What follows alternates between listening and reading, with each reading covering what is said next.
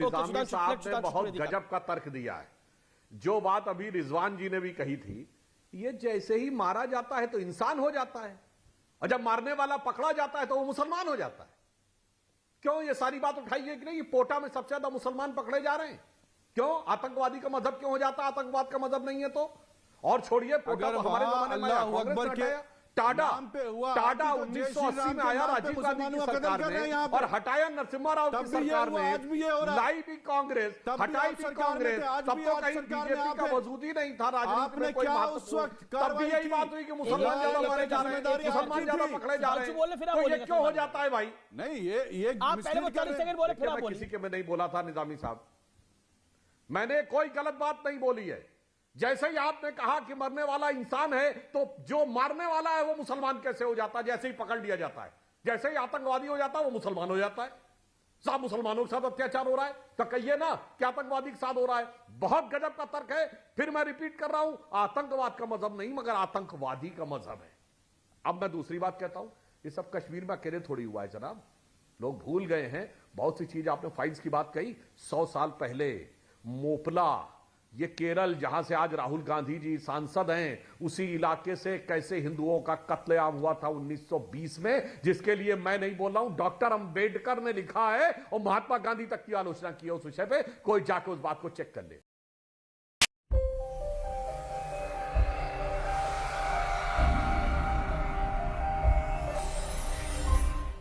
घाट उतार दिया। नरेंद्र मोदी प्रधानमंत्री थे, अमरनाथ यात्रा देखिए, पर 2017 में हमला हुआ। आप बहस को दूसरी दिशा में मोड़ना चाहते हैं, जिसका लॉजिक नहीं है। आपके पास तथ्य नहीं है। राजीव गांधी को कितनी चिट्ठियां लिखी थी जगमोहन ने? सुधांशु त्रिवेदी, राजीव गांधी को कितनी चिट्ठियां लिखी थी जगमोहन ने?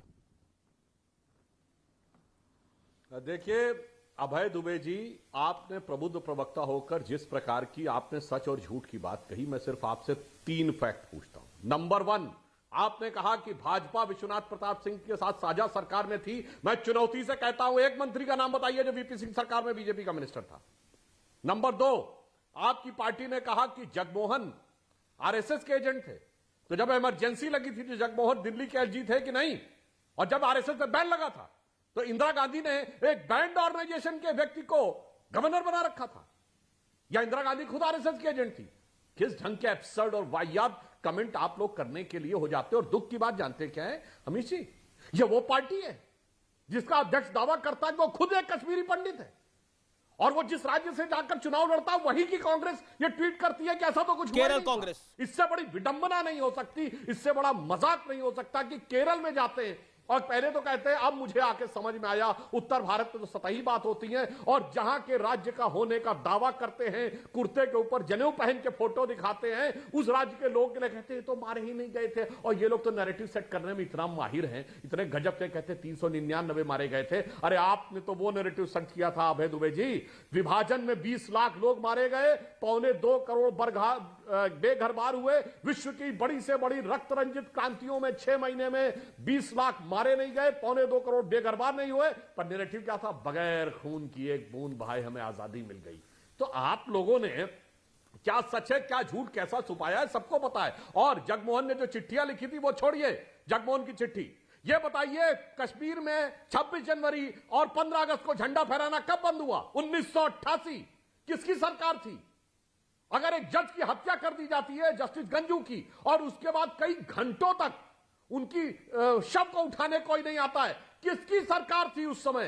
राजीव गांधी की सरकार, जिसको भारत के इतिहास में आज तक सबसे शक्तिशाली बहुमत मिला। इसीलिए जो अभी अशोक पंडित जी ने कहा, और मैं याद दिला देना चाहता हूं, हमें बचपन की बात याद है, 83 के वर्ल्ड कप के बाद जब वेस्ट इंडीज की टीम भारत आई थी, 83 एक वनडे मैच श्रीनगर में भी रखा गया था। भारत वेस्ट इंडीज के मैच में पाकिस्तान जिंदाबाद के नारे लगे, भारत मुर्दाबाद के नारे लगे, इतना बवाल हुआ कि मैच बीच में रोक देना पड़ा।